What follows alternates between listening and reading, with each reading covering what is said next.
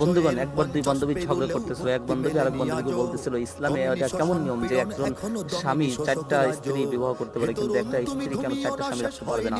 তখন আরেক বান্ধবী বলতেছে, আরে বোকা, তুই তো বোকার থেকে বড় বোকা, এরকম প্রশ্ন কেউ করে করে আমার বোকা বললি কেন, আমাকে বোঝাই বল। তখন সে বলতেছে, আরে বোকা দেখ, যদি কোনো খেতে কেউ যদি চাষ করে, ধর চারজন মালিক একটা খেতে আলু চাষ করছে, বৃষ্টি বা বর্ষায় যে কোনো কারণে ক্ষেতের সব আলু পচে গিয়েছে, একটা বড় আলু জীবিত আছে, মানে ভালো আছে। তখন ওই চারজনই বলবে যে এটা আমার, আমি যে বীজটা লাগাইছি সেই বীজ।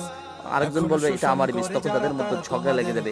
একটাকে কিভাবে, কার বীজটা বুঝবে কিভাবে? ঠিক তেমনি ভাবে যদি একজন স্বামী চারজন স্ত্রী রাখে তাহলে কোনো বিপদ নাই, কিন্তু একটা স্ত্রী যদি চারজন স্বামী রাখে তাহলে একটা সন্তান হলে সবাই কারাকেই লেগে যাবে স্বামীদের মধ্যে, যে এটা আমার বীজ, এটা আমার সন্তান। এদিকে বিবেচনা করে আল্লাহ পাক রব্বুল আলামিন এটা নিয়ম করেছেন। এটাই